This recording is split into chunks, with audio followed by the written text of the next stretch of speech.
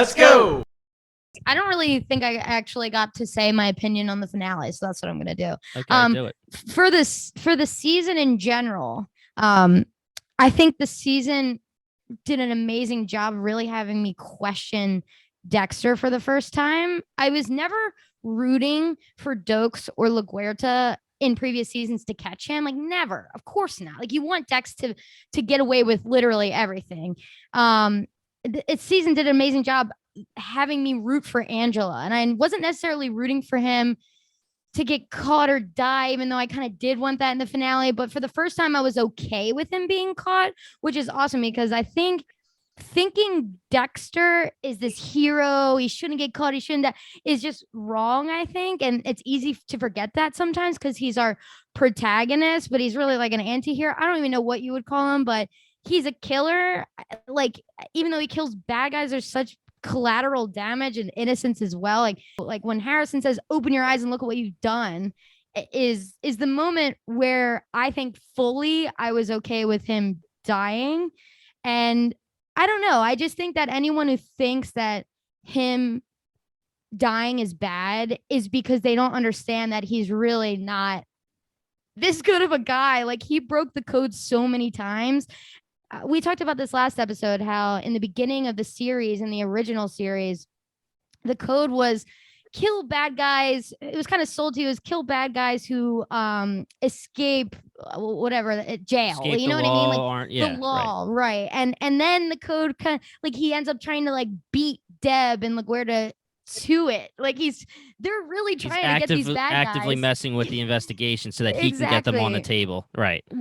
And I don't know. It took me watching it twice because, of course, at the end, I mean, you're listening to that national song, which is so gut wrenching at the very end. And you're just left feeling like, oh no, like it's over. I mean, Dex is gone. Michael C.L. could always come back, like in a Deb sense, if there was a reboot or a. Well, that won't happen. I can put that to bed right now.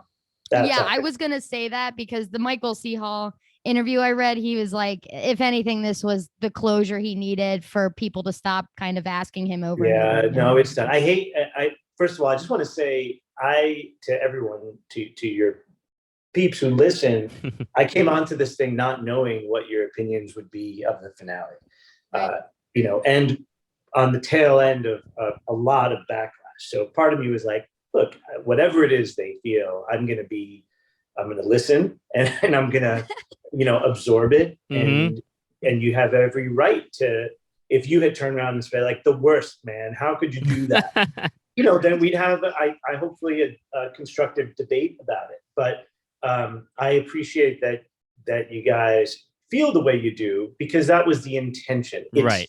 Sad. And as you said, Jim, nobody wants Dexter to die. Mm-hmm. I didn't want Dexter to die. I think the only person who really wanted to put Dexter down was Michael. Yeah.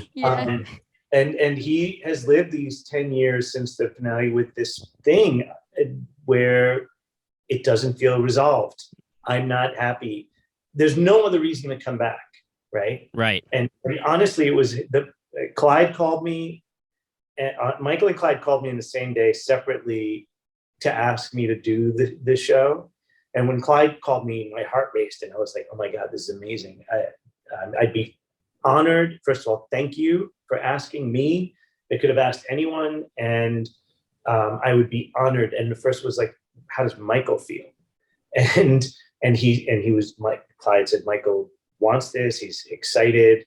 And then Michael called me, and I could hear in his voice, he's like, he needed it. It's like he finally got the story delivered to him that he felt comfortable with.